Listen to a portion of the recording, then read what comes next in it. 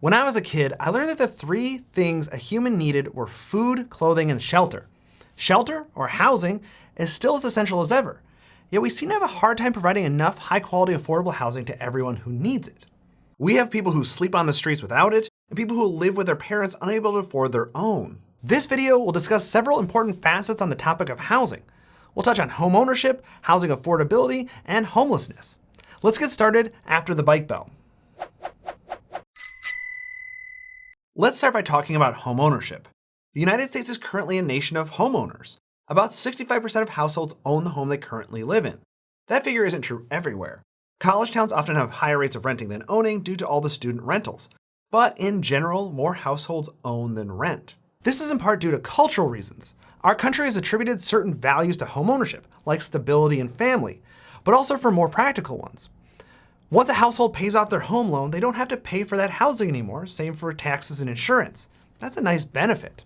They also don't have a landlord telling them they can't paint their walls.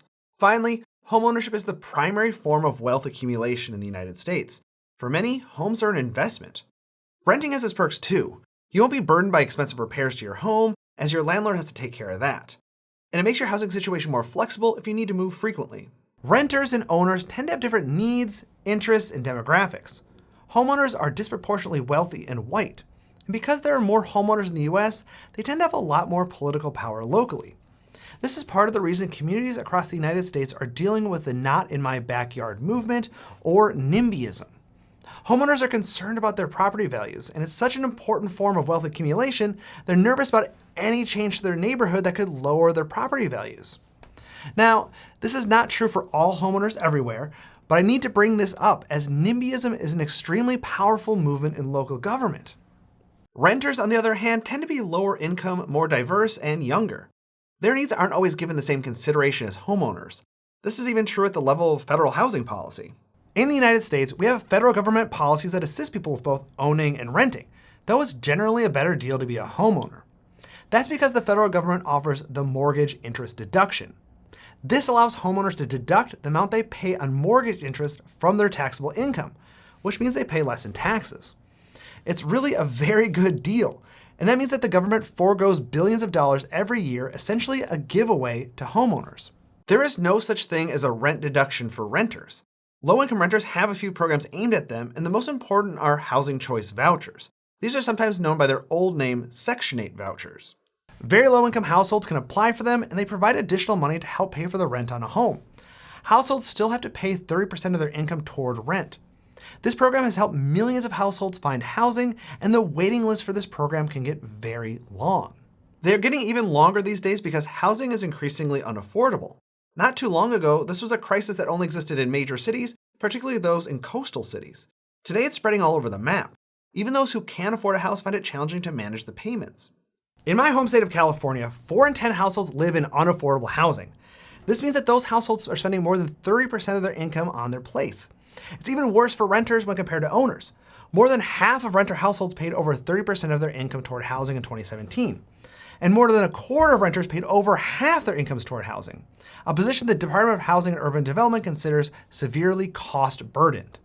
How did US cities get into this crisis? Well, like many issues facing local governments, the answer is complicated and multifaceted. Some of the causes are structural or at the nationwide level, out of the reach of local policy intervention. This includes wages that have not grown as fast as housing costs have, increasing the affordability gap. But there are things governments can do to get out of the crisis, because sometimes the crisis is due in part to local policy decisions. Right now, there's simply not enough new housing being constructed in the United States to keep up with population growth and urbanization, the process of people moving into urban areas. There are a few reasons for this. First, people may not want to live next to more housing or higher density housing. In many cities, upwards of 90% of the land area is zoned for single-family homes. Zoning is the practice of assigning land uses and intensities to parcels in a city. Most land in cities is meant for the exclusive production of single-family homes. This is not an efficient use of land, as we see more people moving to cities. And residents of these single-family neighborhoods often do not want to see their zoning changed to allow for more housing nearby. This is due in part to something I mentioned earlier in the video, property values. Residents worry that increasing the zoning intensity and housing nearby will have a negative impact on their property values, harming their long-term investment. That said, cities and states across the US are making strides to allow for the construction of more market rate and affordable housing. There's no easy answer, and most communities are using a variety of approaches to attack the problem from all sides. Here are a few key strategies. The first is allowing accessory dwelling units in areas zoned for single-family housing. These are small, attached or detached homes on the same property as a primary residence. These ADUs can be affordable housing, particularly because they're small, and can provide an additional revenue source for the family living in the primary residence. If ADUs, as they're known, are built throughout all the land zoned for single family, it can significantly increase the number of available housing units. The best thing about these new small homes is they really don't change the character of the neighborhoods.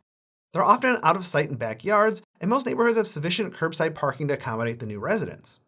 On a similar topic, cities can encourage the construction of missing middle housing. Missing middle housing is called that because it's housing bigger than an apartment but smaller than a full-size house and is often not built at all in US cities. ADUs are one example of missing middle housing, but so too are duplexes, triplexes, fourplexes, and townhomes.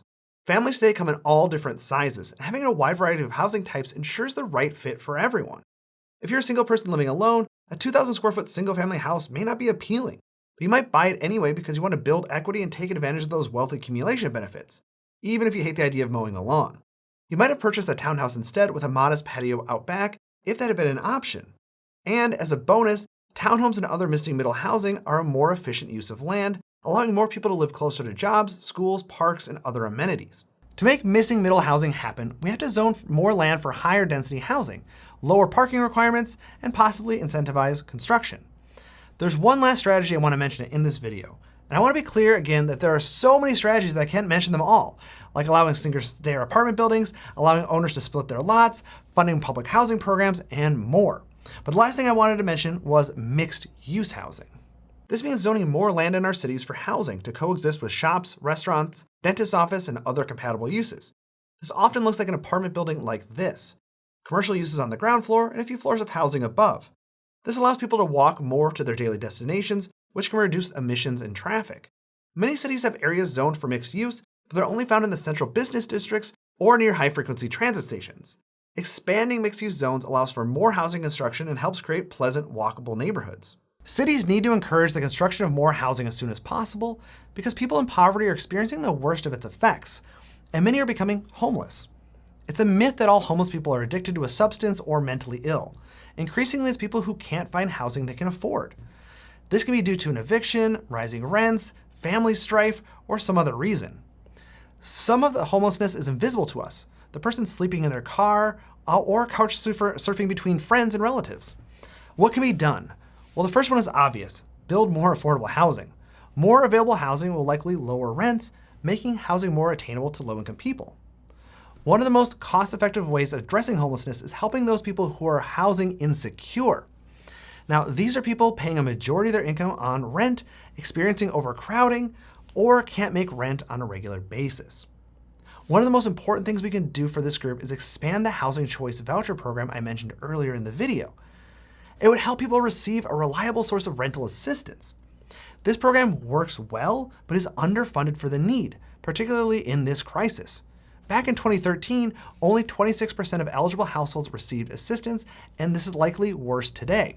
Of course, communities should have homeless shelters to temporarily house those experiencing homelessness. But shelters are a short-term solution, and communities should develop pathways to get people in stable, longer-term housing. This can include transitional housing, a halfway step between a short-term shelter and permanent affordable housing. People experiencing domestic violence or mental illness may need separate transitional housing to support their particular needs. With so many reasons someone may become homeless, there's no one easy solution to the problem. That's really the story of housing in general. It can be easy to diagnose the problem, the lack of affordable housing. The reality of solving that problem is multifaceted and complex, like I said. But understanding it, even at its basic level, is a good first start. Thanks for watching this video, and if you're interested in learning more, check out the rest of the videos in this Planning Basics playlist.